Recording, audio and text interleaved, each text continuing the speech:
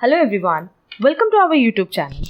हमारा आज का सेशन अगेन एमसीक्यूज़ पे है और आज का हमारा पूरा डिस्कशन होने वाला है इंट्रोडक्शन टू अकाउंटिंग के एमसीक्यूज़ पे। अब आप लोग अगर हमारे चैनल से पहले से जुड़े होगे तो आप लोग को पता होगा कि हम कॉमर्स बेस्ड कई सारे सब्जेक्ट से रिलेटेड एमसीक्यूज़ ऑलरेडी अपलोड कर चुके हैं और अब हमारा फोकस अकाउंट से रिलेटेड एमसीक्यूज़ पे है। तो अकाउंट्स के जितने भी टॉपिक्स हैं जैसे capital and revenue, receipt, expenditure है, अकाउंटिंग प्रोसेस है, अकाउंटिंग प्रिंसिपल है, पार्टनरशिप अकाउंट है, फाइनल अकाउंट है, अब इन्हीं पे हम बहुत सारे एमसीक्यूज अपलोड करने वाले हैं। तो आज का हमारा जो सेशन है वो रिलेटेड है इंट्रोडक्शन टू अकाउंटिंग के एमसीक्यूज से। तो बिल्कुल बेसिक्स जो है अकाउंट से, जैसे कि अकाउंटिंग क्या है, अकाउंटेंसी क्या है, कितने तरह के हमारे पास अकाउंट्स होते हैं, like real account, personal account, nominal account, इन्हीं से रिलेटेड आज हम लोग क्वेश्चन डिस्कस करने वाले हैं। तो चलो फिर जल्दी से अपना आज का सेशन स्टार्ट करते हैं। एंड आज का सेशन स्टार्ट करने के पहले हम एक पॉइंट बता दें कि अगर आपको आज की क्लास की पीडीएफ चाहिए तो आप पीडीएफ डाउनलोड कर सकते हो हमारे टेलीग्राम चैनल से एज वेल एज हमारी व्हाट्सएप कम्युनिटी से। दोनों की लिंक आपको डिस्क्रिप्शन बॉक्स में प्रोवाइड की गई है। देखो हमारे पास सबसे पहला क्वेश्चन है, the term current assets does not include. Current asset मतलब एक ऐसा असेट जिसकी लाइफ बेसिकली हम लोग क्या मानते हैं, 1 साल या उससे कम के लिए हो। तो cash, stock in trade, advance payment मतलब ये प्रीपेड हो गया, ये सारे के सारे क्या है, करंट एसेट है ना, क्योंकि ये with in a year change हो जाते हैं, विद इन अ ईयर इनसे पेमेंट आ जाती है। बट अगर फर्नीचर की बात करें, आप कोई भी फर्नीचर खरीदो तो वो कभी भी आपको 1 साल का बेनिफिट नहीं देता, हमेशा मोर देन 1 ईयर के लिए उसका बेनिफिट मिलता है। तो करेक्ट आंसर होगा C. Next, the term fixed assets includes bank balance, loose tools, stock of finish goods, goodwill. अब अगर हम लोग बात करें फिक्स्ड एसेट्स की, तो फिक्स्ड एसेट्स मतलब क्या, जिनका एक ऐसा एसेट जिनका बेनिफिट आपको 1 साल से ज़्यादा के लिए मिले। तो बैंक बैलेंस हम सबको पता है कि ये करंट एसेट है, लूज टूल्स ये भी हमारा करंट एसेट है, स्टॉक ऑफ फिनिश गुड्स भी करंट एसेट है, बट गुडविल ये हमारा फिक्स्ड एसेट है। और फिक्स्ड एसेट में भी कैसा एसेट है, इनटैंजिबल। इनटैंजिबल मतलब एक ऐसा एसेट जिसको ना आप देख सकते हो ना आप टच कर सकते हो, सिर्फ फील कर सकते हो कि हाँ ये आपके बिजनेस में एग्जिस्ट करता है। Next, current liabilities do not include sundry creditor तो पार्ट है, प्रीपेड इंश्योरेंस, बैंक ओडी भी पार्ट है और अनक्लेम डिविडेंड भी है। बट अगर हम लोग प्रीपेड इंश्योरेंस की बात करें तो ये करंट लायबिलिटी नहीं है बल्कि करंट एसेट है, तो करेक्ट आंसर होगा बी। नेक्स्ट, सीक्रेट रिजर्व्स में रिजल्ट बाय। देखो सीक्रेट रिजर्व कंपनी या ऑर्गेनाइजेशन क्यों बनाती है, पहले तो ये समझ लो। सीक्रेट रिजर्व इंटेंशनली बनाया जाता है सो दैट कंपनी के नेट प्रॉफिट को आप हाइड कर सको, मतलब जो भी आपका एक्चुअल नेट प्रॉफिट हो रहा है आप उसको हाइड कर सको, या अपने नेट प्रॉफिट को जितना एक्चुअल नेट प्रॉफिट है उससे कम शो कर सको। बेसिकली हमारा पर्पस बस ये होता है कि हमें अपनी कंपनी के प्रॉफिट को कम शो करना होता है। क्लियर? इसीलिए हम लोग सीक्रेट रिजर्व्स बनाते हैं। तो over valuation of stock, under valuation of liabilities, creating a general reserve, providing excessive depreciation. अब क्योंकि अगर हम लोग नेट प्रॉफिट की बात करें तो नेट प्रॉफिट तो बेसिकली हम लोग ट्रेडिंग पीएल की हेल्प से कैलकुलेट करते हैं, और ट्रेडिंग पीएल में हम लोग क्या दिखाते हैं, एक्सपेंसेस दिखाते हैं या इनकम दिखाते हैं, है ना। बट अगर हम लोग बात करें स्टॉक की, लायबिलिटी की, जनरल रिजर्व की, तो ये तो बैलेंस शीट का आइटम है ना। अगर आप इसको अफेक्ट कर भी रहे हो तो ये बैलेंस शीट इससे अफेक्ट होगी, इससे कभी भी हमारा नेट प्रॉफिट अफेक्ट नहीं होगा। बट अगर आप डिप्रिसिएशन अधिक दे रहे हो, आप टू साइड ज़्यादा डिप्रिसिएशन दिखा रहे हो, तो नो डाउट इससे आपका जो नेट प्रॉफिट है वो क्या हो जाएगा, कम दिखेगा। और ये ही एक तरीका है, वैसे तो कई सारे तरीके हैं बट ये एक तरीका है सीक्रेट रिजर्व क्रिएट करने का। तो करेक्ट आंसर होगा डी।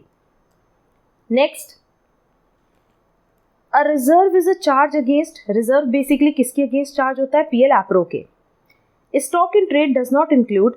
स्टॉक इन ट्रेड में बेसिकली देखो 3 चीज़ें आती हैं, पहला तो रॉ मटेरियल आता है, फिर WIP आता है और फिर फिनिश्ड गुड्स आता है। अगर आप मैन्युफैक्चरिंग कर रहे हो मतलब आप गुड्स बना के बेच रहे हो तो ये 3 तरह का स्टॉक होगा, और अगर आप ट्रेडिंग कर रहे हो, खरीद करके बेच रहे हो, तो उस केस में आपके पास स्टॉक इन ट्रेड रहता है। क्लियर? तो देखो फिनिश्ड गुड्स तो इसका पार्ट है, रॉ मटेरियल भी इसका पार्ट है, goods in the process of manufacture भी इसका पार्ट है, बेसिकली WIP की बात करें। But item held as fixed assets, अब ये फिक्स्ड एसेट्स है तो क्या ये कभी भी स्टॉक का पार्ट हो सकता है, नहीं। तो करेक्ट आंसर होगा D. Next, a bank account is a dash account. हमने बताया भी है, अच्छा आप लोगों के रेफरेंस के लिए हम लिंक भी दे देंगे डिस्क्रिप्शन बॉक्स में। हमने ना बहुत डिटेल में डिस्कस किया हुआ है अबाउट टाइप्स ऑफ अकाउंट्स, कि रियल अकाउंट क्या है, नॉमिनल अकाउंट क्या है, पर्सनल अकाउंट क्या है, उनके एग्जांपल्स क्या है, रूल्स क्या है। वो क्लास आप लोग देख लोगे ना तो ये सारे एमसीक्यूज आप लोगों के लिए बहुत ईजी हो जाएंगे सॉल्व करना। बैंक अकाउंट, वैसे तो देखो बैंक अकाउंट की बात करें तो ये असेट है, बट स्टिल इसको रियल अकाउंट नहीं मानते हैं, इसको हम मानते हैं पर्सनल अकाउंट, क्योंकि जब भी बैंक अकाउंट ओपन होता है तो किसी न किसी पर्सन के नाम से ओपन होता है ना। बैंक अकाउंट, अगर मान लो हम अपना बैंक अकाउंट ओपन करा रहे तो एज बैंक अकाउंट होगा ना, मेरे नाम पे वो बैंक अकाउंट होगा, तो इसीलिए इसको क्या ट्रीट करते हैं, पर्सनल। और हमने जब रूल बताया था रियल अकाउंट का, तो रियल अकाउंट में हमने बताया भी है कि वैसे तो रियल अकाउंट में सारे एसेट्स आते हैं, बट स्टिल उसके कुछ एक्सेप्शंस हैं, और एक्सेप्शंस में एक बैंक अकाउंट भी है। Next, according to the going concern concept, business is viewed as having dash life. अगर हम लोग गोइंग कंसर्न कंसेप्ट फॉलो करें तो हम ये मानते हैं कि हमारा बिजनेस इंडेफिनिट ईयर्स के लिए चलेगा, इन्फिनाइट ईयर्स के लिए चलेगा। तो करेक्ट आंसर होगा C, and indefinite. According to the dash concept, the proprietor is treated as a creditor in the extent of his capital. Cost, entity, money measurement, dual aspect. देखो business entity concept, वैसे तो हमने ना जितने भी accounting concepts हैं, accounting assumptions हैं, accounting principles हैं, इन पे भी बहुत डिटेल क्लास अपलोड की हुई है, बट स्टिल अभी हम बहुत रिसेंटली इस पे एक दोबारा से क्लास अपलोड करेंगे जहाँ पे हम बाइफर्केशन भी कर देंगे about accounting concepts, accounting principles as well as accounting assumption, and सब पे डिटेल डिस्कशन एक बार फिर से कर देंगे आप लोगों के लिए, सो दैट आप लोगों को इसका पूरा कॉन्सेप्ट अच्छे से क्लियर हो जाए।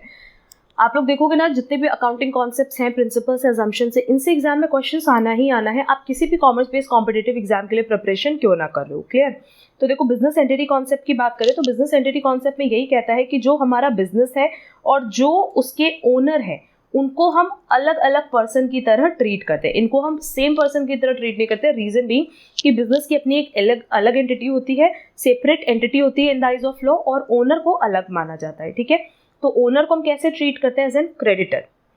वही चीज लिखा है कि जो प्रोप्राइटर है उसको कब क्रेडिटर की तरह ट्रीट करते हैं। ये कॉन्सेप्ट कहाँ बताया गया है, सिर्फ एंटिटी कंसेप्ट नहीं है, इसका पूरा नाम है business entity concept. Next, which concepts mandates that in determining the net income from a business, all costs that apply to the revenue of the period should be charged against that revenue। ये जो rule है कि अगर आपने 10 रुपया खर्चा किया और इसके बदले 12 रुपया अर्न किया है, तो ये जितना अर्न किया है और इसके लिए जितना खर्चा किया है, ये हम दिखाते हैं एज पर मैचिंग कॉन्सेप्ट। क्योंकि मैचिंग कॉन्सेप्ट क्या कहता है कि मान लो आपने ये दिखाया कि आपकी जो इनकम है वो 12 रुपये, इनकम तो नहीं कहेंगे, रेवेन्यू बोलेंगे कि रेवेन्यू 12 रुपये, तो क्या ये 12 रुपये अर्न करने के लिए आपको कोई खर्चा नहीं हुआ होगा, बट ऑब्वियस हुआ होगा। आपने 10 रुपये का खर्चा किया, तो एक्चुअल में आपका प्रॉफिट कितना बचा, 2 रुपये का, है ना। तो मैचिंग कंसेप्ट यही कहता है कि अगर आप रेवेन्यू दिखा रहे हो तो उसको जस्टिफाई करने के लिए कॉस्ट भी दिखाओ बुक्स में। क्लियर। तो करेक्ट आंसर होगा B, matching concept. Next, according to the money measurement concept which of the following will be recorded in the books of accounts. देख लेते हैं। Extra profits made owing to a new system, quality control in business, commission payable to a salesman, all of the above. Money measurement concept यही कहता है कि हर वो item, हर वो event जिसको आप करेक्टली मेजर कर सकते हो इन टर्म्स ऑफ मनी, उसको आपको बुक्स में रिकॉर्ड करना होता है। क्लियर। अब यहाँ लिखा है एक्स्ट्रा प्रॉफिट, अरे कितना प्रॉफिट है, एक्स्ट्रा कितना प्रॉफिट, ये चीज़ मेंशन नहीं की गई। क्वालिटी कंट्रोल, इससे कोई मतलब नहीं, क्योंकि क्वालिटी कंट्रोल करेंगे तो नो डाउट हमारे बिजनेस में इंप्रूवमेंट होगी, हमारे प्रॉफिट में इंप्रूवमेंट होगी, बट हम उसको कैलकुलेट नहीं कर सकते इन टर्म्स ऑफ मनी। बट जो कमीशन पे किया गया है सेल्समैन को, वो बहुत ही ईजिली कैलकुलेट किया जा सकता है, इसीलिए हम उसको बुक्स में रिकॉर्ड करेंगे। तो करेक्ट आंसर होगा सी। Next, the comparison of net profit with the sales of the same year is termed as which comparison? देखो ये चीज़ कह रहा है कि नेट प्रॉफिट का आपको कंपैरिजन करना है सेल्स के साथ, वो भी सेम ईयर के सेल्स और नेट प्रॉफिट की यहाँ बात हो रही है। तो इस कंपैरिजन को हम लोग कहते हैं वर्टिकल कंपैरिजन। देखो सबसे पहले तो समझो कि अगर हम लोग फाइनेंशियल स्टेटमेंट की बात करें तो नो डाउट फाइनेंशियल स्टेटमेंट क्या बताता है, फाइनेंशियल स्टेटमेंट ये दिखाता है कि हमारे फाइनेंशियल पोजीशंस क्या है, हमारी क्या असेट है, क्या लायबिलिटी है, क्या प्रॉफिट है, यही शो करता है। और फाइनेंशियल स्टेटमेंट के लिए दो तरह का एनालिसिस होता है, पहला होता है हॉरिजॉन्टल एनालिसिस, फिर होता है वर्टिकल एनालिसिस। दोनों में डिफरेंस क्या है हम ये भी बता देते हैं कि अगर हम लोग हॉरिजॉन्टल एनालिसिस की बात करें तो हॉरिजॉन्टल एनालिसिस ये कंपेयर करता है कि 2 या 2 से ज़्यादा साल का आपका जो फाइनेंशियल स्टेटमेंट है, अगर उसमें कंपैरिजन करना है तो हम उसको हॉरिजॉन्टल एनालिसिस कहते हैं। बट अगर सेम ईयर में किसी 2 आइटम को आपको कंपेयर करना है तो उस केस में हम उसको कहते हैं वर्टिकल एनालिसिस। क्लियर। और क्योंकि क्वेश्चन में यही चीज़ बोला था कि सेम ईयर का ही सेल्स लेना है और सेम ईयर का नेट प्रॉफिट लेना है, तो उसके कंपैरिजन को हम क्या बोलेंगे, vertical analysis. Next, the convention of conservatism will have the effect of, देखो कंजर्वेटिज्म मतलब क्या है, एक ऐसा कॉन्सेप्ट जो कि कहता है कि अगर आपको किसी तरह का कोई एंटिसिपेटेड लॉस है तो वो आप बुक्स में शो करोगे, बट अगर कोई एंटिसिपेटेड प्रॉफिट है तो आप उसको ईजिली इग्नोर कर सकते हो। ये तो कॉन्सेप्ट सबको पता है। अब लिखा है over statement of assets, under statement of assets, under statement of liabilities, under statement of provision for bad and doubtful dates. तो कॉन्सेप्ट ऑफ कंजर्वेटिज्म या प्रूडेंस यही तो कहता है कि आप अपने प्रॉफिट को कम दिखाओगे, है ना। अगर वो प्रॉफिट फ्यूचर में होगा तो वेल एंड गुड है, तब आप बुक्स में रिकॉर्ड कर लेना। बट अगर आज की डेट पे आपको लगता है कि लॉस अगर हो सकता है, एंटिसिपेटेड लॉस है, तो आप उसको बुक्स में दिखाओगे। जैसे हमने एक एग्जांपल भी दिया हुआ है कि हम लोग क्लोजिंग स्टॉक को हमेशा बुक्स में रिकॉर्ड करते हैं एट कॉस्ट और market price which ever is lower. तो ऐसा क्यों करते हैं? इसलिए कि अगर फ्यूचर में प्रॉफिट हुआ तो उस प्रॉफिट को हम रिकॉर्ड करेंगे, बट क्योंकि आज हमें लग रहा है कि जो हमारा 10 रुपये का सामान है वो 8 रुपये में मार्केट में बिकेगा, तो हम क्या करेंगे, 8 रुपये में ही अपने क्लोजिंग स्टॉक को बुक्स में रिकॉर्ड करेंगे। तो कहीं ना कहीं हम क्या कर रहे हैं, अपने असेट को अंडर स्टेट कर रहे हैं, कम करके दिखा रहे हैं। तो करेक्ट आंसर होगा B, under statement of assets. Next, what sort of reserve is a provision? Provision basically क्या माना जाता है, specific reserve. Window dressing is prohibited by the, देखो विंडो ड्रेसिंग मतलब क्या होता है कि जहाँ पे जो बिजनेसमैन है या अकाउंटेंट है वो अपने कंपनी की इंफॉर्मेशन को चेंज कर देते हैं सो दैट बाहर की जो पार्टीज़ है, आउटसाइड पार्टीज़ हैं, उनको बेनिफिट मिल सके उससे और उनको हम कहीं ना कहीं अपने बिजनेस में इन्वॉल्व कर सके, है ना। And on the other hand अगर हम कन्वेंशन ऑफ डिस्क्लोजर की बात करें तो कन्वेंशन ऑफ डिस्क्लोजर ये कहता है कि आपको अपनी बुक्स ऑफ अकाउंट्स में सब कुछ बिल्कुल करेक्ट शो करना है, जो भी इंफॉर्मेशन है वो बिल्कुल करेक्ट आपको शो करनी है, ठीक है। तो विंडो ड्रेसिंग किसको प्रोहिबिट करता है, कन्वेंशन ऑफ डिस्क्लोजर को। कहीं ना कहीं ये प्रोहिबिट कर रहा है, रोक रहा है कन्वेंशन ऑफ डिस्क्लोजर को, क्योंकि कन्वेंशन ऑफ डिस्क्लोजर कहता है कि आपको बिल्कुल फेयर एंड ट्रू पिक्चर देनी है अपनी बुक्स ऑफ अकाउंट्स की।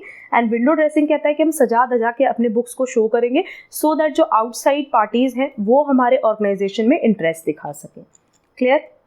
Next, qualitative transactions are not recorded in the accounts due to, qualitative transactions की बात कर रहा है, dual concept, accrual concept, money measurement concept, convention of materiality. देखो क्वालिटी से रिलेटेड अगर हम लोग बात करें तो हम लोग उसको बुक्स में इसलिए नहीं रिकॉर्ड करते क्योंकि आप उसको ईजिली कन्वर्ट नहीं कर सकते इन टर्म्स ऑफ मनी। क्लियर। इसीलिए करेक्ट आंसर होगा सी, मनी मेजरमेंट कॉन्सेप्ट। और मनी मेजरमेंट कॉन्सेप्ट यही कहता है कि आप सिर्फ वही ट्रांजैक्शंस बुक्स में रिकॉर्ड करोगे जिसको आप इजिली कन्वर्ट कर सको in terms of money. Next, the concept of realisation would imply, देखो रियलाइजेशन मतलब क्या होता है, रियलाइजेशन में हम ये मानते हैं कि रेवेन्यू सिर्फ और सिर्फ, रेवेन्यू मतलब क्या, जो आपको इन रिटर्न मिल रहा है, रेवेन्यू सिर्फ तब रिकॉग्नाइज्ड होगा जब गुड्स को आप सेल करोगे या ट्रांसफर करोगे। Clear. When cash is received from debtors, when the order is received, when goods are delivered to the customer meeting the plan targets. तो रियलाइजेशन का कॉन्सेप्ट तभी अराइज होगा जब आपका गुड्स डिलीवर हो, ट्रांसफर हो या सेल हो। तो करेक्ट आंसर होगा C. Next, which of the following is a current investment, देख लेते हैं ऑप्शन। करंट इन्वेस्टमेंट बोला है, इसको हम लोग करंट एसेट भी मान सकते हैं। Long term investment, bank loan for 5 years. अब देखो अगर आपने बैंक से लोन लिया है तो ये तो करंट लायबिलिटी हो गई ना, और लॉन्ग टर्म इन्वेस्टमेंट भी क्या है, नो डाउट ये लॉन्ग टर्म इन्वेस्टमेंट है, तो हमारा ये नॉन करंट एसेट हो जाएगा। अकाउंट रिसीवेबल, ये हमारा करंट इन्वेस्टमेंट है, ये हम कह सकते हैं करंट एसेट है। तो करेक्ट आंसर होगा C. Next, what does net working capital stand for? अब नेट वर्किंग कैपिटल क्या होता है, current asset minus current liability, जो कि हमारे पास ऑप्शन सी में दिया है। Next, which of the following is not a capital reserve? Option देख लेते हैं। Premium on the issue of shares, ये कैपिटल रिजर्व है। प्रॉफिट्स बिफोर इनकॉर्पोरेशन भी कैपिटल रिजर्व है। Profit on the sale of fixed assets भी capital reserve है। But dividend equalisation reserve, इसको हम लोग जनरल रिजर्व की तरह ट्रीट करते हैं, ये कैपिटल रिजर्व का पार्ट नहीं होता। तो करेक्ट आंसर होगा D. Next, what does debiting the PL account create? Dividend equalisation fund, sinking fund, provision, all of the above. हम लोग पीएल अकाउंट में क्या डेबिट करते हैं, प्रोविजन डेबिट करते हैं ना, तो करेक्ट आंसर होगा C. Next, a reserve that is not apparent on the face of the balance sheet is known as, जो आपको बैलेंस शीट में ना रिफ्लेक्ट हो उसको हम सीक्रेट रिजर्व कह सकते हैं, हिडन रिजर्व कह सकते हैं, इनर रिजर्व भी कह सकते हैं। तो करेक्ट आंसर होगा any of these. Next, the debit balance of personal account should show the, आप पर्सनल अकाउंट की बात कर रहे हैं, पर्सनल अकाउंट में आप लोग डेटर ले सकते हो, क्रेडिटर ले सकते हो, कुछ भी ले सकते हो। तो हम लोग मान लो डेटर ले रहे हैं, तो डेटर के केस में पता है ओपनिंग बैलेंस कहाँ होगा, डेबिट में, और क्लोजिंग बैलेंस कहाँ होगा, क्रेडिट में, है ना। तो ये चीज़ कह रहा है कि अगर इसका डेबिट बैलेंस आ रहा है तो नो डाउट डेबिट बैलेंस मतलब पैसा रिसीव होना है, और अगर क्रेडिट बैलेंस होता तो अमाउंट पे करना होता। Clear. Amount of credit sales, amount receivable. Correct answer होगा बी, अमाउंट रिसीवेबल, क्योंकि डेबिट बैलेंस हमेशा किसको शो करता है, debt owing by the person, जो और बाकी लोग आपसे पैसे की उधार ले रहे हैं उसको शो करता है। Next, secret reserves serve the purpose of tiding over unfavorable items, increasing the working capital, meeting exceptional losses, all of the above। Secret reserve क्यों बनाया जाता है हमने पहले ही बता दिया, और सीक्रेट रिजर्व कहीं ना कहीं बेसिकली जो हमारा मतलब मेन मोटिव होता है सीक्रेट रिजर्व्स बनाने का, वो होता है प्रॉफिट को फ्लक्चुएट करना। तो यही चीज़ बताया, tiding over unfavourable item, increasing the working capital, मतलब current asset minus current liability की बात कर रहा है, मीटिंग एक्सेप्शनल लॉसेस, इन सब से आपका प्रॉफिट कहीं ना कहीं कम दिखेगा, तो करेक्ट आंसर होगा D. Which of the following is not a current asset, salary paid in advance prepaid है, इन्वेंट्री है, but preliminary expenses current asset का पार्ट नहीं है, और टेम्पररी इन्वेस्टमेंट मतलब भी करंट इन्वेस्टमेंट हुआ, करंट इन्वेस्टमेंट को भी हम लोग करंट एसेट की तरह ही ट्रीट करते हैं, तो करेक्ट आंसर होगा C. Next, mark out the current liability among the following: share premium, redeemable preference share, provision for depreciation, outstanding wages। outstanding wages क्या है बेटा, current liability। करेक्ट आंसर होगा C. Convertible debentures are those on which, देखो जहाँ पे भी term use होता है कन्वर्टेबल, तो कन्वर्टेबल का मतलब होता है कि सिंपली आप उसको कन्वर्ट कर सको इनटू इक्विटी शेयर्स, क्योंकि यहाँ पे हम लोग डिबेंचर्स की बात करें तो नो डाउट डिबेंचर्स को आप किस में कन्वर्ट करोगे, into equity shares. Accumulated interest payable converted into equity shares, no. Interest is not paid, interest is payable। Equity shares may be exchanged at the option of the debenture holders। अगर debenture holders चाहें तो वो अपने debenture की जगह company के equity shares ले सकते हैं, तो करेक्ट आंसर होगा D. Next, when the current ratio is given 4:1 and the amount of current liabilities is 15,000, what would be the amount of current asset? देखो यहाँ पे हमसे करंट एसेट पूछा है, बट अगर हम लोग करंट रेशियो की बात करें जो कि गिवन है 4:1, करंट रेशियो का फॉर्मूला क्या है सबको पता होगा, current asset divided by current liability. इसकी वैल्यू दी है 4/1। हमारे पास करंट एसेट नहीं दिया है बट करंट लायबिलिटी तो दिया हुआ है 15,000, इज इक्वल टू 4/1 है, बस क्रॉस मल्टीप्लाई कर दो, एक्स की value that is current asset की वैल्यू आ जाएगी 60,000, तो करेक्ट आंसर होगा D 60,000। Next, which of the following is not a current liability, account payable है, बैंक ओडी है, प्रोविजन फॉर डाउटफुल डेट्स है, बट रिडीमेबल डिबेंचर्स ये current liability का part नहीं है। तब ये क्या है, रिडीमेबल डिबेंचर्स या डिबेंचर्स बेसिकली क्या होते हैं, लॉन्ग टर्म लायबिलिटीज होते हैं या नॉन करंट लायबिलिटीज होते हैं, तो करेक्ट आंसर होगा सी।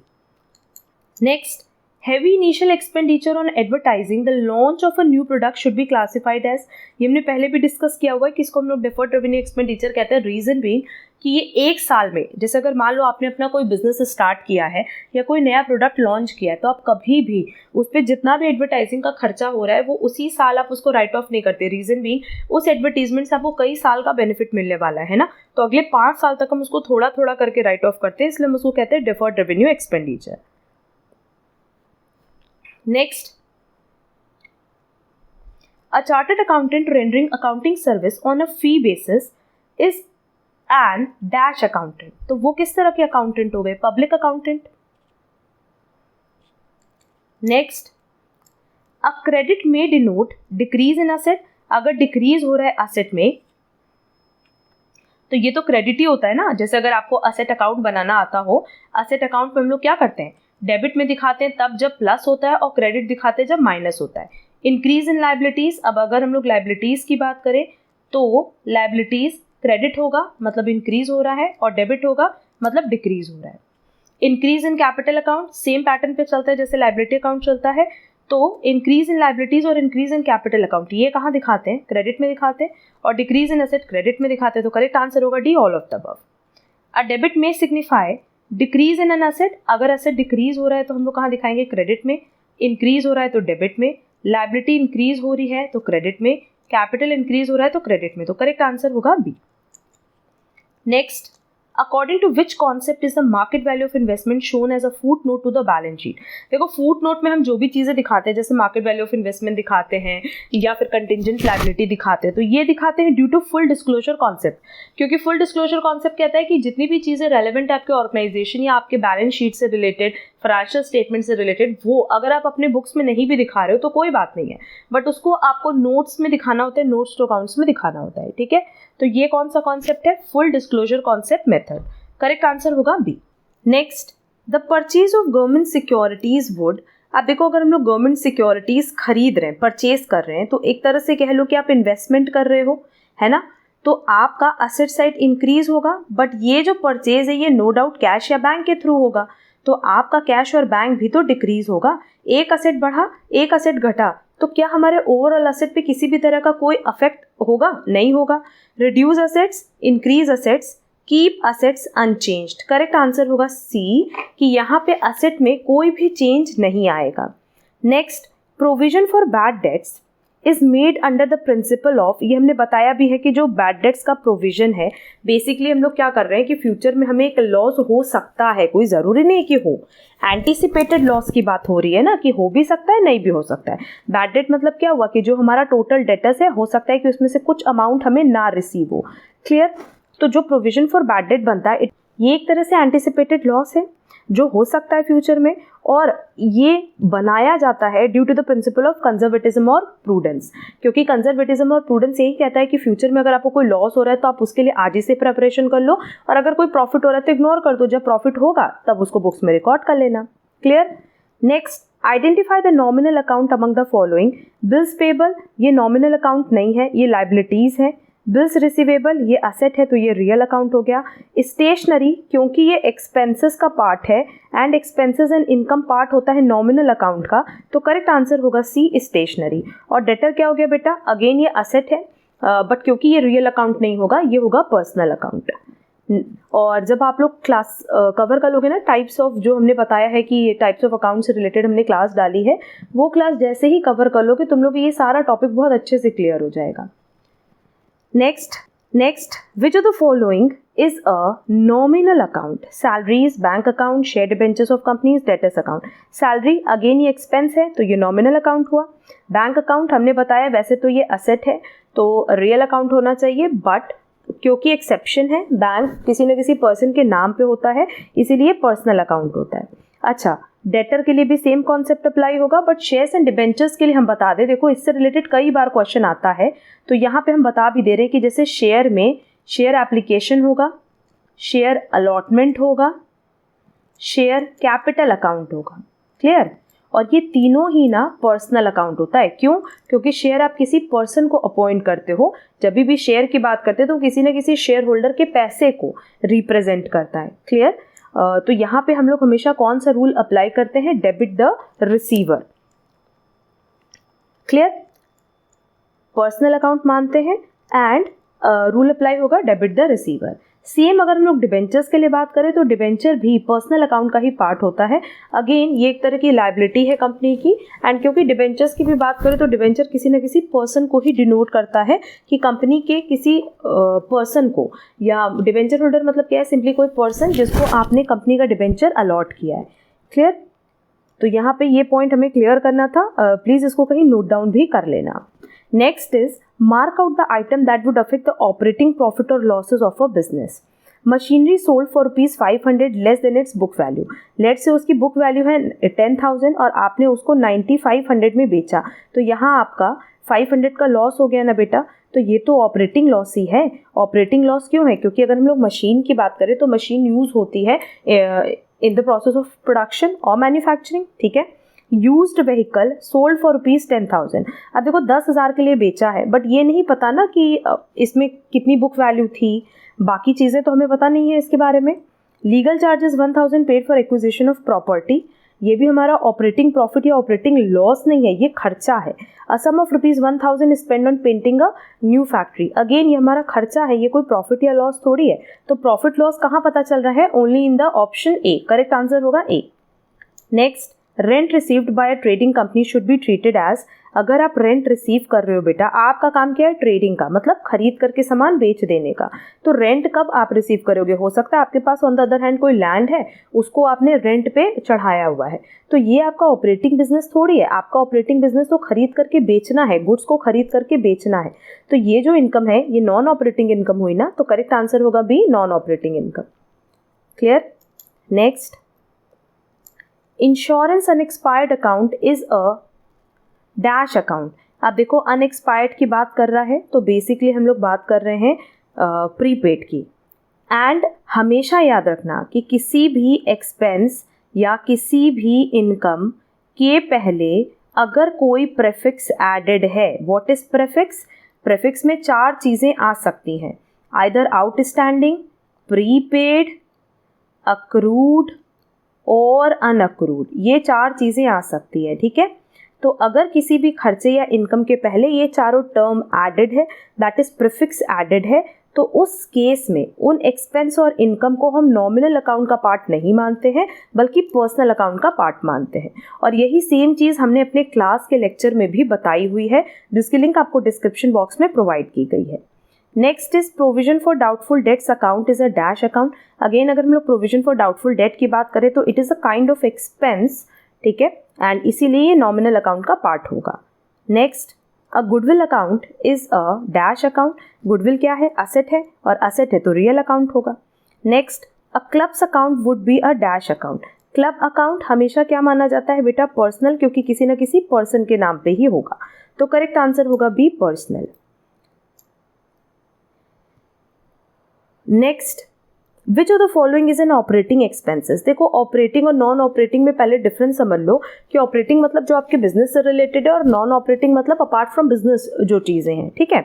तो अगर ऑपरेटिंग एक्सपेंस की बात करें तो बैड डेट भी ऑपरेटिंग है, सैलरी ऑफ जनरल मैनेजर भी है, एक्सपायर्ड इंश्योरेंस भी है, ये सब के सब किसका पार्ट बनेंगे? ऑपरेटिंग एक्सपेंसेस के। Next, mark out the operating revenue among the following. Dividend received, sale of old machinery, sale of merchandise, dividend received. Operating revenue की बात कर रहा है यहाँ पे, और ऑपरेटिंग रेवेन्यू मतलब क्या हो जाएगा? जो आप मर्केंडाइज, जिस गुड्स को आप खरीद करके बेच रहे हो, तो वही तो ऑपरेटिंग में आएगा ना। आप ओल्ड मशीनरी बेच रहे हो, पुरानी मशीनरी, तो वो नॉन ऑपरेटिंग हो गया। डिविडेंड रिसीव्ड नॉन ऑपरेटिंग हो गया, तो करेक्ट आंसर होगा C. Next, which of the following is an operating expense. Again हमसे ऑपरेटिंग एक्सपेंस पूछ रहा है। Freight on purchases, purchase of raw material, freight on sales, ये तीनों ही क्या हो गया? ऑपरेटिंग, क्योंकि ये बिजनेस से रिलेटेड है, डे टू डे वर्किंग से रिलेटेड है, तो करेक्ट आंसर होगा D.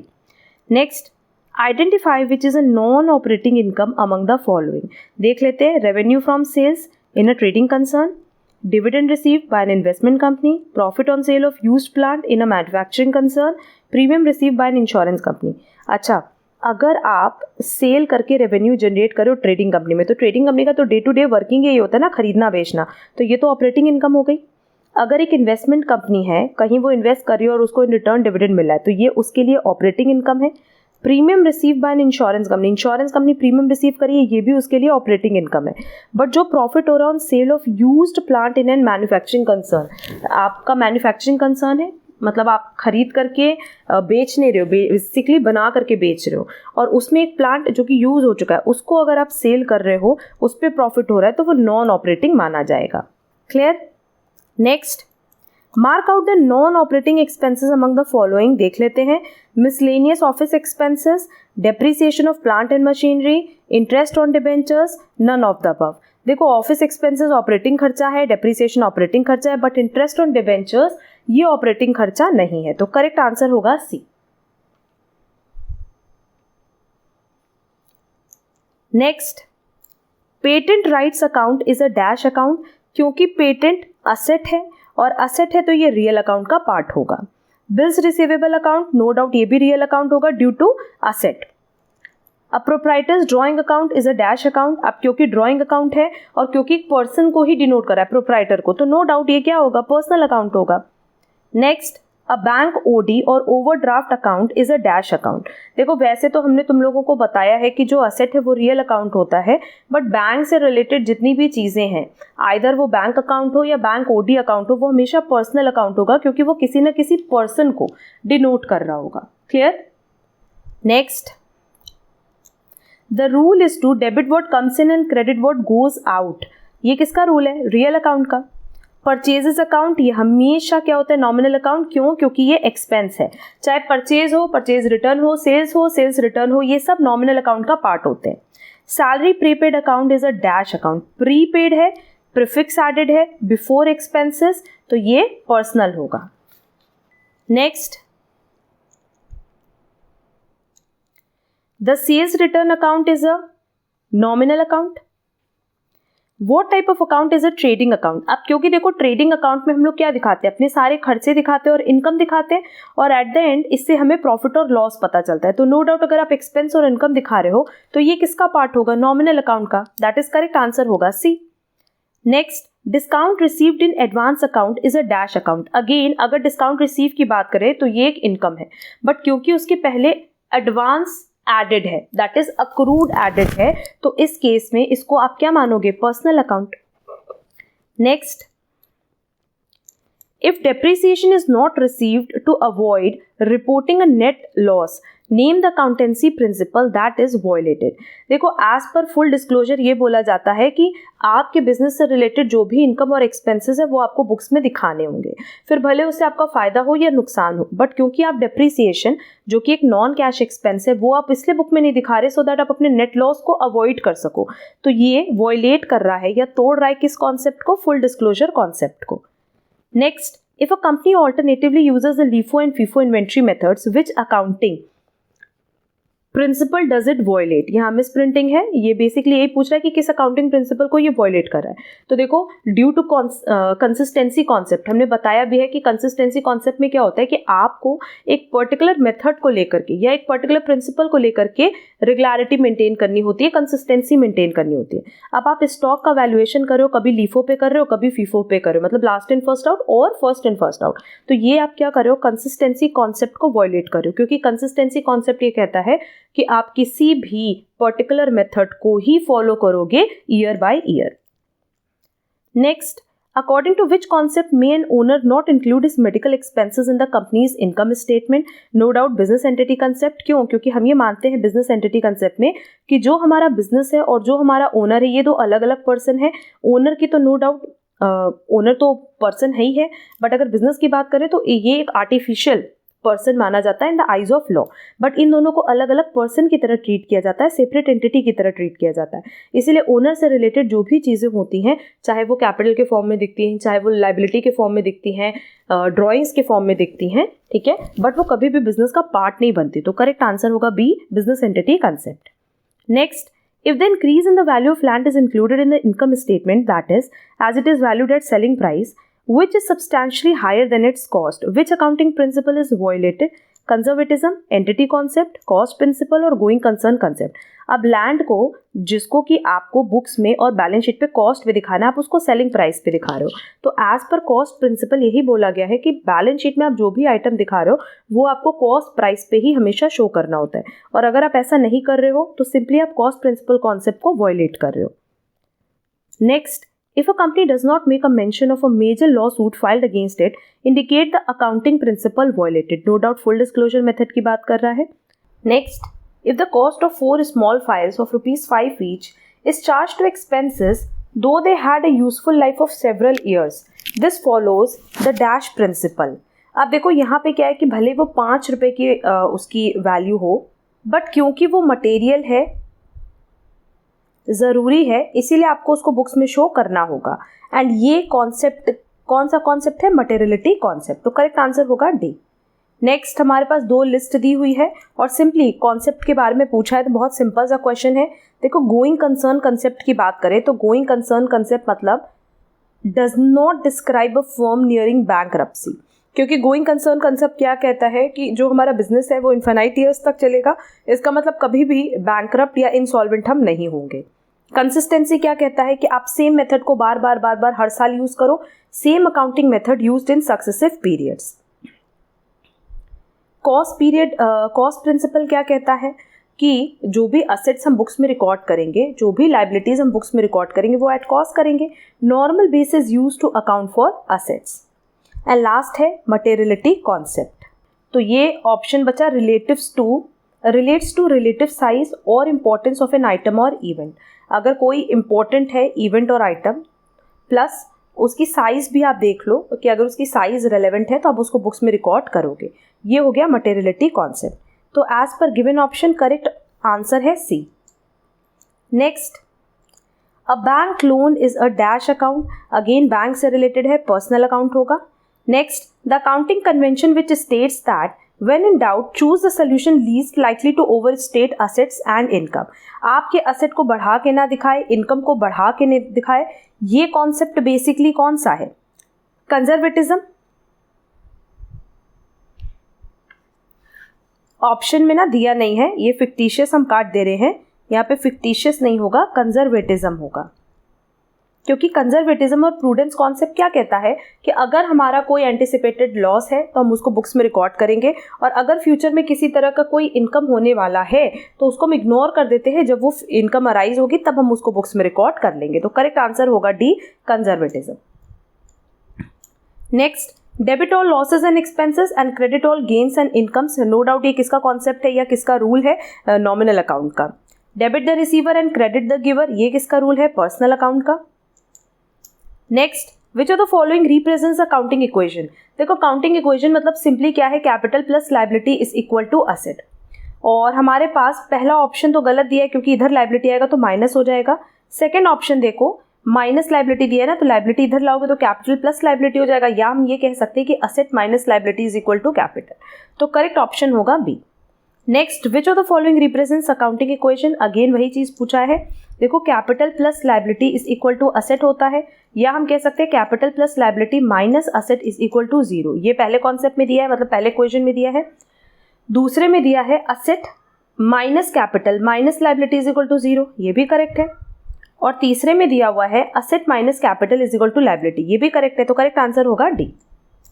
Next, which of the following is accounting equation. Again देखो assets is equal to capital no, asset is equal to capital minus liability no, asset is equal to capital plus liability. तो correct answer होगा C. Next, a business has assets of ₹20,000 and owner की equity है 8,000। तो liability क्या होगी? देखो capital plus liability is equal to asset. मेरे पास कैपिटल दिया हुआ है 8,000, मेरे पास लायबिलिटी नहीं दी हुई है, बट मेरे पास असेट का टोटल 20,000 दिया हुआ है, तो balancing figure will be liability, जो कि ऑप्शन ए में दिया है। तो करेक्ट आंसर होगा ए। नेक्स्ट, अगेन हमारे पास कुछ वैल्यूज दी हुई है और हमें असेट कैलकुलेट करना है, तो असेट इज इक्वल टू क्या हो जाएगा? Capital plus liability. सिंपली ये वैल्यू आ जाएगी 27,000, दैट इज करेक्ट आंसर होगा बी। नेक्स्ट, असेट दिया हुआ है, लायबिलिटी दी हुई है, इक्विटी बताना है, तो equity plus liability is equal to क्या हो जाएगा? असेट। तो नो डाउट जो बैलेंसिंग फिगर है वो क्या होगा? इक्विटी, जो कि आएगा answer A 20,000। Next, the system of recording transactions based on the dual concept is double accounting, book keeping, single entry system, double entry system. Dual concept की बात करें तो डुअल कॉन्सेप्ट मतलब एक पोर्शन को, एक आइटम को आप डेबिट करोगे तो एक को क्रेडिट करोगे, और ये कौन सा सिस्टम है? Double entry system. Next, contingent liability shown owing to the. देखो कंटिंजेंट लायबिलिटी हम हमेशा फुटनोट में शो करते हैं, और ये करते हैं due to full disclosure concept. Next, which area of accounting has gained much practice in recent year? Public accounting, auditing, tax services, management consultancy services. आज की डेट में देखोगे तो मैनेजमेंट कंसल्टेंसी सर्विसेज ये अकाउंटिंग का एक ऐसा एरिया है जिसमें बहुत ज़्यादा आज की डेट में ग्रोथ हो रही है। तो करेक्ट आंसर होगा D. Next, necessary accounting assumptions upon which accounting is based may be termed as. Necessary accounting assumptions वो हम अकाउंटिंग कॉन्सेप्ट्स भी कहते हैं। तो करेक्ट आंसर होगा सी। Next, every business transaction involving two aspects refers to the dual aspect concept. Anticipate no profit and provide for all possible losses would indicate the accounting convention of conservatism, और हम लोग इसको क्या कहते हैं? prudence. Next, strictly speaking, the profession of accounting would be denoted by the word. जो profession of accounting है ये किसको denote करता है? अकाउंटिंग, चार्टर्ड अकाउंटिंग, अकाउंटेंसी और cost accounting. No doubt accountancy correct answer होगा। Accounting performs important functions of recording yes, communicating yes, meeting legal requirement yes. ये सारे ही ऑप्शंस अवेलेबल है, ये सारे फंक्शंस अकाउंटिंग से रिलेटेड है, तो करेक्ट आंसर होगा D, all of the above. Next, which of the following might be called the language of the business? Economics, statistics, accountancy, English. Business की लैंग्वेज तो accountancy है, क्योंकि अकाउंटेंसी की help से हमें पता चलता है कि कितना प्रॉफिट है, कितना लॉस है, हमें अपना बिजनेस कंटिन्यू करना है या डिसकंटिन्यू करना है। क्लियर? तो करेक्ट आंसर होगा C. Next, accounting principles are generally based on practicability, acceptability to management, subjectivity और कन्वीनियंस। बेसिकली अगर हम लोग अकाउंटिंग प्रिंसिपल की बात करें ना, तो ये प्रैक्टिकेबिलिटी पे ही बेस्ड होता है, क्योंकि अकाउंटिंग प्रिंसिपल क्या बताता है? एक तरह का रूल ऑफ कंडक्ट और एक्शन। जब भी हम अकाउंटिंग करते हैं तो हमें अकाउंटिंग कैसे करनी है, क्या रूल्स फॉलो करने हैं, क्या मेथड्स फॉलो करने हैं, क्या एक्शन फॉलो करने, ये कौन बताता है? अकाउंटिंग प्रिंसिपल बताता है। क्लियर? बेसिकली अकाउंटिंग प्रिंसिपल क्या है? जनरल लॉज है, जहां पे हमें अकाउंटिंग की थ्योरी भी पता चलती है और प्रैक्टिस भी पता चलती है, इसीलिए हम लोग उसको क्या कहते हैं? प्रैक्टिकेबिलिटी। तो करेक्ट आंसर होगा ए। नेक्स्ट, अगेन देखो सेम क्वेश्चन है कि contingent liability shown in the balance sheet adheres to the convention of full disclosure concept. Next, the denoting of the market value of investments in brackets or as a footnote is in keeping the convention of full disclosure concept। क्योंकि basically क्या होता है कि investment को आप record तो cost price पे करते हो, बट उसकी मार्केट प्राइस आप बुक्स में दिखा रहे हो, फुटनोट में दिखा रहे हो, उसका रीजन क्या होता है? फुल डिस्क्लोजर मेथड की पता होना चाहिए कि उसकी मार्केट वैल्यू आज की डेट पे क्या है।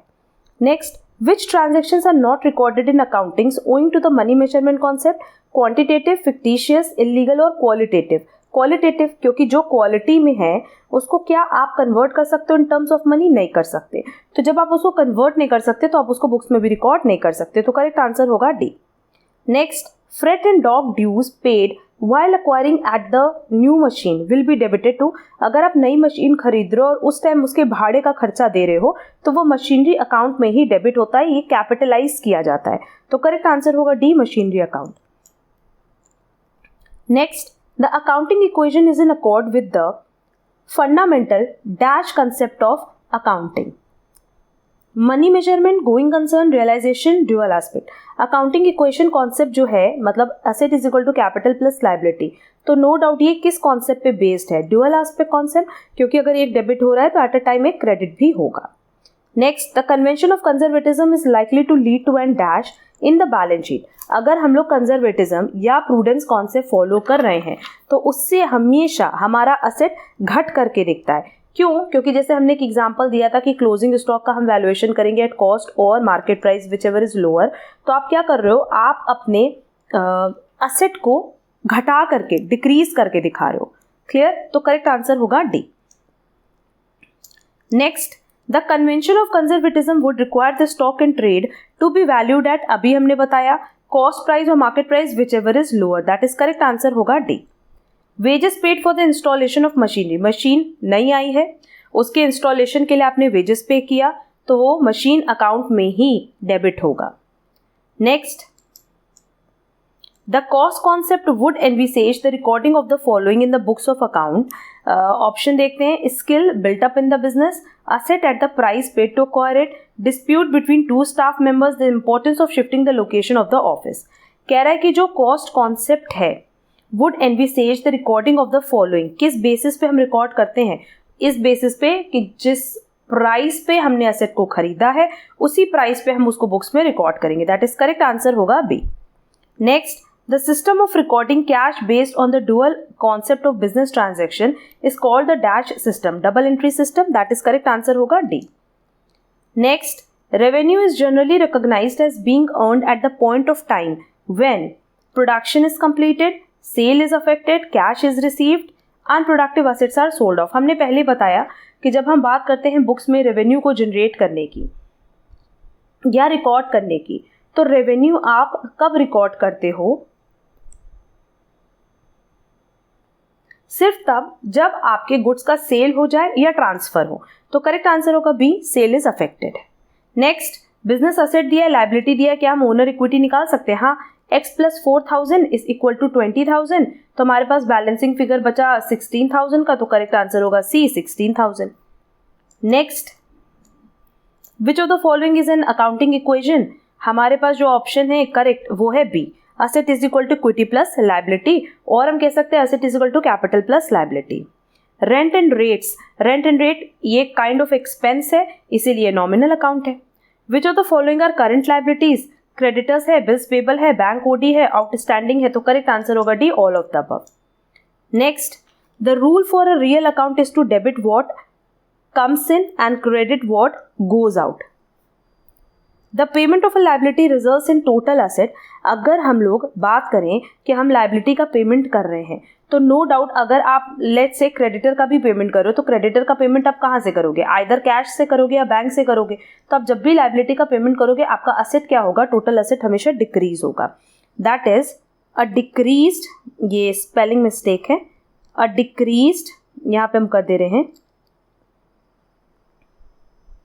इन टोटल असेट, यहाँ पे गैप है, results in a decrease in total asset, that is correct answer होगा बी, वो मिसप्रिंटिंग है। Next, treating the proprietor of a business as a creditor for capital introduced by him in accordance with the which concept, business entity concept. ये सब question पे हमने बहुत बार discuss कर लिया, अब तो होपफुली बहुत सारे पॉइंट्स आप लोग को लर्न भी हो गए होंगे। Next, accounting principles represent, accounting principle क्या रिप्रेजेंट करता है देख लेते हैं। Inviolable laws fixed by legal boards, laws fixed by respective governments, distorted mind frame of accountants, a census at a particular time। देखो सेंसस मतलब क्या होता है कि कुछ ग्रुप ऑफ पीपल के बीच में अग्रीमेंट दिखाना, ठीक है, किसी पर्टिकुलर टाइम पे। क्योंकि अगर हम लोग अकाउंटिंग प्रिंसिपल की बात करें तो ये क्या है, consensus at a particular time, क्योंकि कुछ लोगों के बीच में हम लोग अग्रीमेंट करते हैं कि हाँ हम अकाउंटिंग ट्रांजैक्शन ऐसे ही करेंगे, इसी रूल पे करेंगे, इसी गाइडलाइन को फॉलो करेंगे, तो करेक्ट आंसर होगा D. Next, outstanding commission, expense के पहले प्रीफिक्स एडेड है आउटस्टैंडिंग, तो पर्सनल अकाउंट होगा। Trading account is a nominal account, ये हमने पहले भी डिस्कस किया है, रीजन बीइंग कि इसमें आप सारे एक्सपेंस और इनकम को रिकॉर्ड करते हो। Next, the double entry principle means, double entry का मतलब एक को अगर डेबिट दे रहे हैं तो एक को क्रेडिट देंगे, a debit for every credit and vice versa. Next, which one of the following statement is correct, capital of the firm is reduced by borrowing. देखो कह रहा है कि अगर फर्म बोरोइंग कर रहा है, उधार ले रहा है, तो क्या उससे उसके कैपिटल को कोई इफेक्ट होगा, नहीं। अगर आप बोरोइंग कर रहे हो तो नो डाउट उससे क्या होगा, आपकी लायबिलिटी बढ़ेगी और आपके पास कैश आएगा या बैंक आएगा तो असेट बढ़ेगा। When there is no change in proprietor's capital it is an indication of loss in business। अगर कैपिटल में कोई चेंज नहीं हो रहा है तो क्या मान लेंगे लॉस हो रहा है, नहीं, ऐसा तो नहीं होता है। अगर लॉस होता तो हमारा कैपिटल डिक्रीज होता, प्रॉफिट होता तो कैपिटल बढ़ जाता। अगर कुछ भी नहीं हो रहा है मतलब कोई चेंज नहीं है। Clear. Nominal account refer to false transaction, नहीं ऐसा भी नहीं है भाई, नॉमिनल अकाउंट तो एक्सपेंस और इनकम को शो करता है। Real account relates to assets of a business, yes. और हमसे यही पूछा था कि इसमें से करेक्ट स्टेटमेंट कौन सा है, तो करेक्ट स्टेटमेंट होगा D. Next, consistency with reference to the application of accounting principles refers to the fact that companies in the same industry use identical accounting procedures and methods and are consistent. Income and assets have not been overstated. Accounting methods and procedures used have been consistently applied from year to year and all methods and procedures have been utilized. अब क्योंकि यहाँ पे accounting principle consistency की बात कर रहा है, तो कंसिस्टेंसी मतलब क्या कि ईयर टू ईयर जब आप सेम कॉन्सेप्ट फॉलो करते हो तो उसी को हम कहते हैं कंसिस्टेंसी कॉन्सेप्ट, तो करेक्ट आंसर होगा C. Next, X started business with a capital of 20,000 and उसने गुड्स खरीदा है 2,000 का क्रेडिट पे। दीज ट्रांजेक्शन्स में be expressed in the form of accounting equation as, देखो कैपिटल आया मेरे पास तो ये capital plus liability is equal to मान लेते हैं असेट है, तो हमारे पास जो हमारा कैपिटल है वो बढ़ा, और कैपिटल मतलब क्या होगा, एंट्री तो यही होती है ना, बैंक टू कैपिटल और कैश टू कैपिटल, तो हमारा असेट भी बढ़ गया 20,000 से। उसके बाद कह रहा है कि हमने 2,000 का क्रेडिट पे गुड्स खरीदा है, तो हमारे पास स्टॉक आया 2,000 का और साथ ही साथ 2,000 की लायबिलिटी भी आ गई, मतलब क्रेडिटर्स आ गए। तो इक्वेशन क्या होगा, 20,000 प्लस 2,000 इज इक्वल टू 22,000, जो कि हमारे पास ऑप्शन ए में दिया है, तो करेक्ट आंसर होगा A. Next, long term liabilities are, देखो जो टोटल लायबिलिटीज होती है वो क्या होती है, long term liabilities plus current liabilities. अब हमसे कह रहा है कि लॉन्ग टर्म लायबिलिटीज क्या होगी, तो total liability minus current liability होगी। क्लियर, और ये ऑप्शन मेरे पास दिया हुआ है डी में।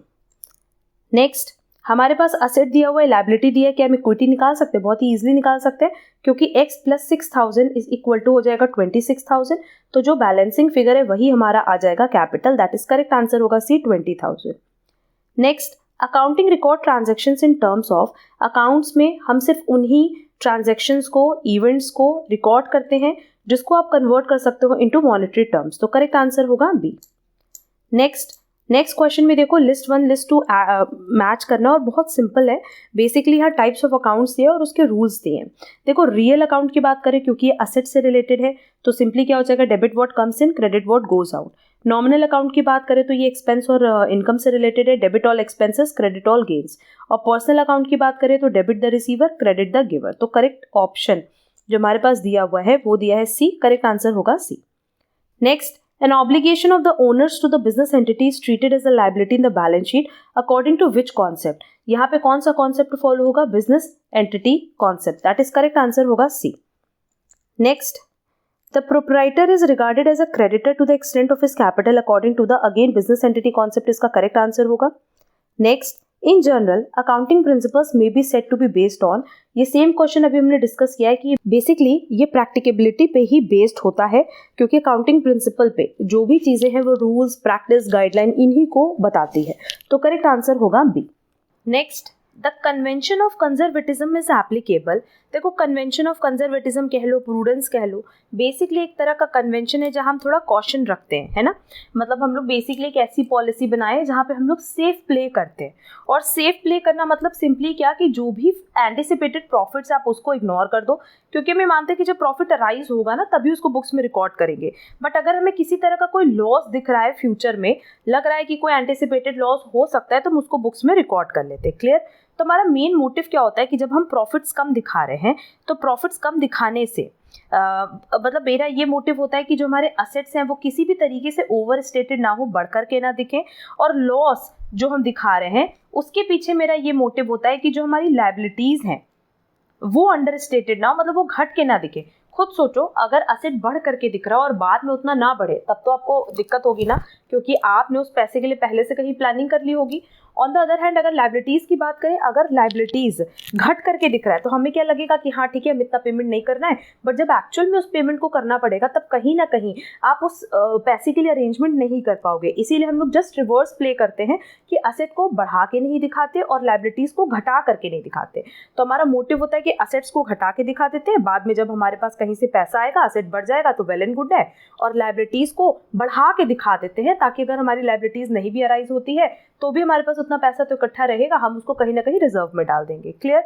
तो ये हमारा मेन मोटिव होता है कन्वेंशन ऑफ कंजर्वेटिज्म का। इसके सब कुछ एग्जांपल्स भी हम तुम लोगों को बता दें कि पहला एग्जांपल तो ये कि हम क्लोजिंग स्टॉक को हमेशा वैल्यू करते हैं एट कॉस्ट प्राइस और market price which ever is lower, ये हमने कॉन्सेप्ट बताया भी है।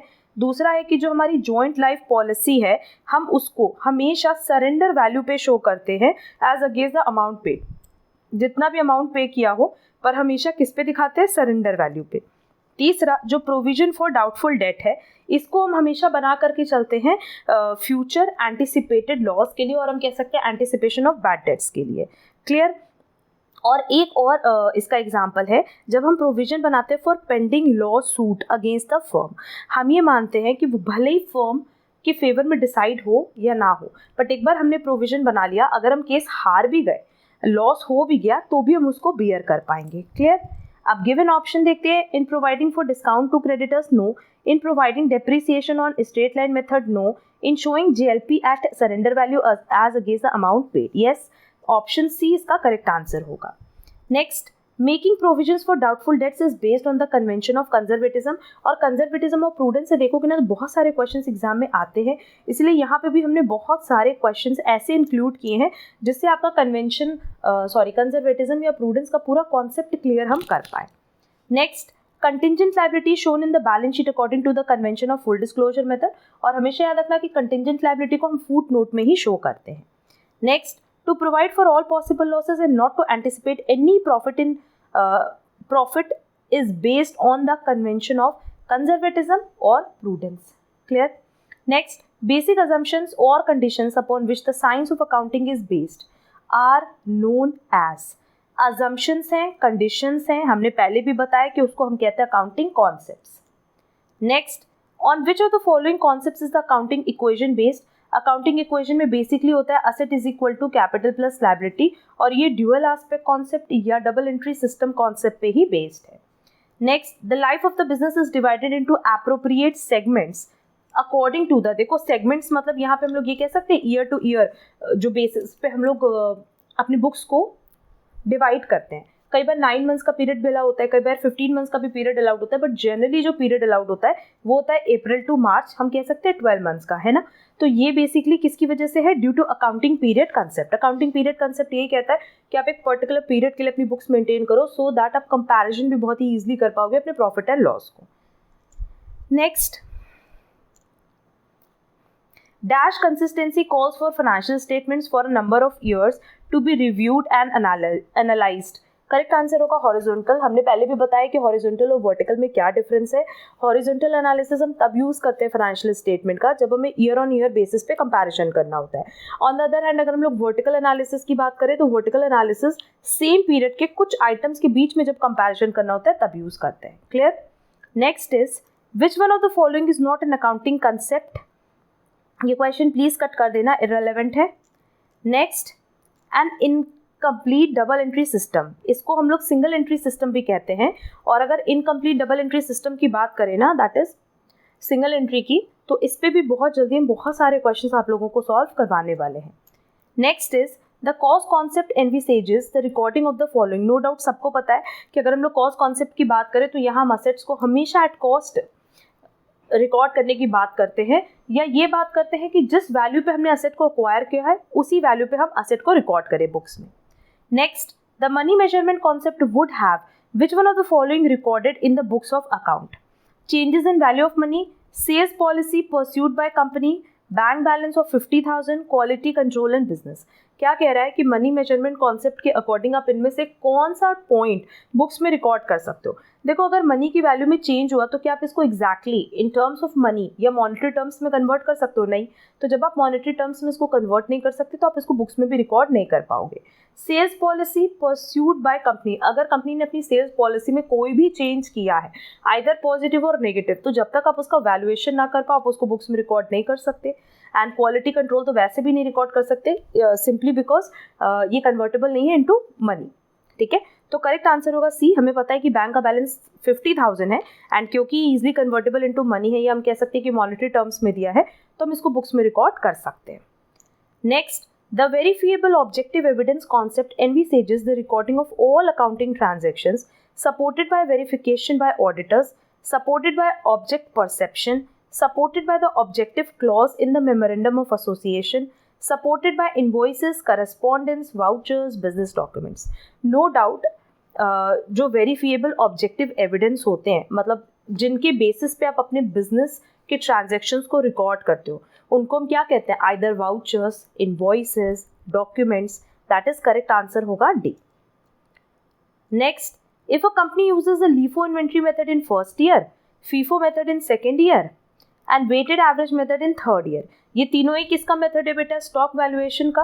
और अगर हम इस तरीके से हर साल अपना इन्वेंट्री वैल्यूएशन का तरीका बदल रहे हैं, मेथड बदल रहे हैं, तो यहाँ पे कौन सा अकाउंटिंग प्रिंसिपल वॉयलेट हो रहा है? Consistency concept. तो करेक्ट आंसर होगा B. Next, according to the going concern concept a business has, अगर हम गोइंग कंसर्न कंसेप्ट की बात करें तो यहाँ हम ये मानते हैं कि हमारा बिजनेस इन्फिनाइट ईयर्स तक चलेगा, दैट इज इनडेफिनिट लाइफ उसकी होगी. तो करेक्ट आंसर होगा C. Next, the convention of conservatism is applicable, ये भी हमने ऊपर डिस्कस भी किया था. एज पर गिवन ऑप्शन करेक्ट आंसर होगा in making provision for bad and doubtful debts, that is correct answer होगा B. Next, the concept of realisation would imply the time when. देखो, रियलाइजेशन की बात करें तो सिंपली रियलाइजेशन का मतलब होता है जब गुड्स डिलीवर्ड हो कस्टमर को, ट्रांसफर हो या सेल हो. An order is received, cash is received, goods delivered to customer. As per given option, correct answer होगा C. Next, qualitative transactions are not recorded in accounts due to money measurement concept. Next, if the proprietor of a concern includes the monthly drawings from business for his personal use in the income statement. क्या कह रहा है? कह रहा है कि income statement में जो बेसिकली प्रोप्राइटर है, ओनर है, वो अपने पर्सनल यूज़ के लिए, अपने ऑफिस यूज़ के लिए नहीं, पर्सनल यूज़ के लिए ड्राइंग विड्रॉ कर रहा है और उसको बुक्स में दिखा रहा है. तो कहीं ना कहीं आप क्या वॉयलेट करो? बिजनेस एंटिटी कॉन्सेप्ट, क्योंकि आप कभी भी अपने पर्सनल एक्सपेंस को बिजनेस एक्सपेंस की तरह ट्रीट नहीं कर सकते as per business entity concept. तो करेक्ट आंसर होगा B. Next, convention of conservatism follows the playing safe, window dressing, all of these, none of these. Correct answer होगा A, playing safe. इसका हमने पूरा कॉन्सेप्ट भी अभी ऊपर डिस्कस किया है। Next, the realization concept envisages policy of analytical records, sales that are likely to occur, sales that have been made on a legal obligation by the customer to pay for them or for which money has been received। Correct answer होगा सी, क्योंकि realisation concept का मतलब ही क्या होता है कि जब cell अकर हो रही है या फिर आप गुड्स ट्रांसफर कर रहे हो, डिलीवर कर रहे हो, तो उस पॉइंट ऑफ टाइम पे रियलाइजेशन कंसेप्ट अराइज होता है। ठीक है, तो करेक्ट आंसर होगा C. Next, if a firm purchases a building for ₹10 lakh but regards it at worth ₹15 lakh, what would be the cost concept required the building to be recorded at? Cost concept ये कहता है कि जितने पे आपने building को acquire किया है या जो भी उसकी कॉस्ट प्राइस है, आप सिर्फ उसी पे बुक्स में एसेट को रिकॉर्ड करोगे। तो एज पर गिवन ऑप्शन करेक्ट आंसर होना चाहिए डी, ₹10 लाख इनिशियली, और उसके बाद तो हर साल आप उस पर डिप्रिसिएशन दोगे ही। क्लियर?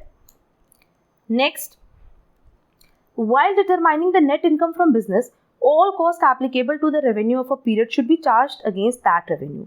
और यहाँ पे बेसिकली हम लोग किसकी बात कर रहे हैं कि हम लोग जितना रेवेन्यू रिकॉर्ड कर रहे हैं उसको अर्न करने के लिए जितनी कॉस्ट लगी वो भी रिकॉर्ड करेंगे, सो दैट हम करेक्ट प्रॉफिट और लॉस कैलकुलेट कर पाए।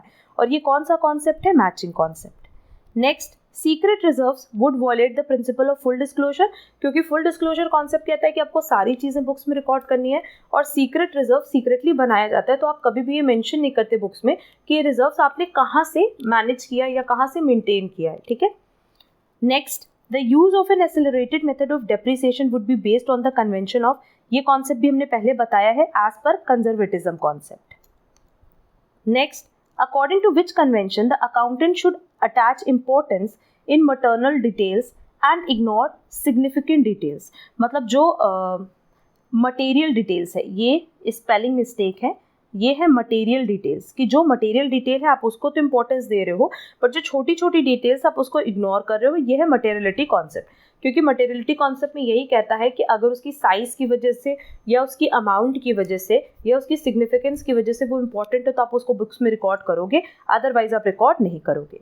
और हमारा आज का लास्ट क्वेश्चन है, if the cost of 10 boxes costing ₹5 each charged to expenses, though each boxes has a decade long life, this would accord with the principle of, ये किसकी वजह से है? Due to materiality concept. Same question हमने पहले भी कराया है, इसलिए इसको यहाँ पे हम डिस्कस नहीं कर रहे हैं। ये ओवरऑल 145 MCQs थे related to introduction to accounting, and यहाँ पे देखो सारे बेसिक कॉन्सेप्ट्स हमने इंक्लूड किए हैं। नेक्स्ट क्लास में हम लोग अकाउंटिंग स्टैंडर्ड से रिलेटेड कुछ क्वेश्चंस डिस्कस करेंगे, देन पार्टनरशिप से रिलेटेड कुछ क्वेश्चन डिस्कस करेंगे। इसी तरीके से अब अकाउंट से रिलेटेड जितने भी छोटे छोटे टॉपिक्स हैं जिनसे एग्जाम में क्वेश्चंस आ सकते हैं या कवर करते हैं, वो सारे पॉइंट्स अब हम लोग एक एक करके कवर करेंगे। क्लियर? अगर आपको आज की क्लास यूजफुल लगी तो वीडियो को लाइक, कमेंट, शेयर ज़रूर करना। एंड अगर कहीं पे भी कोई डाउट होगा तो आप कमेंट बॉक्स में कमेंट करके हमसे कनेक्ट कर सकते हो, या आप हमसे टेलीग्राम पे एज वेल एज व्हाट्सएप पे भी कनेक्ट कर सकते हो। दोनों की लिंक आपको डिस्क्रिप्शन बॉक्स में प्रोवाइड की गई है। अब हम लोग मिलेंगे हमारी नेक्स्ट क्लास में, जहां हम लोग कुछ और MCQs डिस्कस करेंगे रिलेटेड टू अकाउंटिंग। आज के लिए बस इतना। Thank you so much.